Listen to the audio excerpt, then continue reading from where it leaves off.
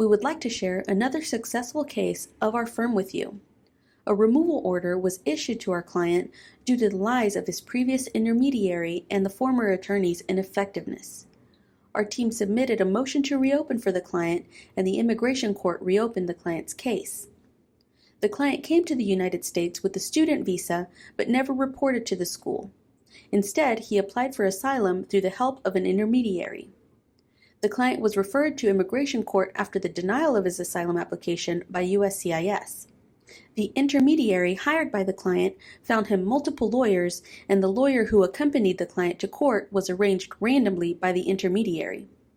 The intermediary arranged for a lawyer to accompany the client to the court.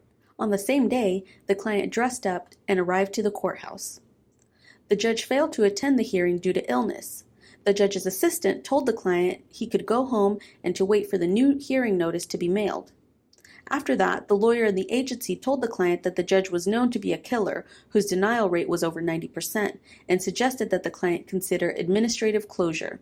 The client thought the suggestion was good and accepted it.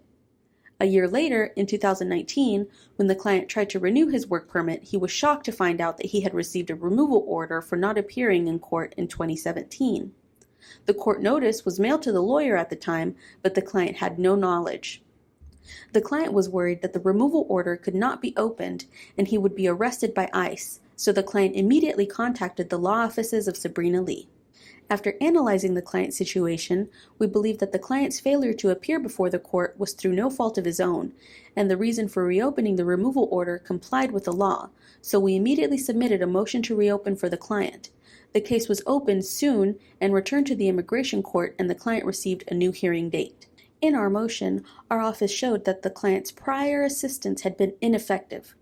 The lawyer or his or her staff's following behavior could be considered ineffective assistance of counsel: misleading clients or recommending clients not to attend scheduled hearings, failure to submit relevant evidence or sufficient evidence on time, failure to help clients submit specific applications, acknowledging or advising clients to give up their right of appeal without obvious strategic advantage, use of a lawyer's threat to withdraw to force clients to accept voluntary departure, failure to take action to ensure the client is still eligible for relief.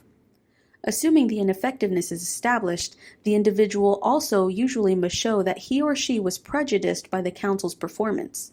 The primary exception to this requirement is that individuals need not show prejudice where the counsel's ineffectiveness resulted in the entry of an in absentia removal order. In a motion to reopen filed based on an attorney's ineffectiveness, some courts may impose conditions on the petitioners, that is, to seek relief in a timely manner after discovering negligence. If you have received a removal order in absentia and need help filing a motion to reopen, please contact our office.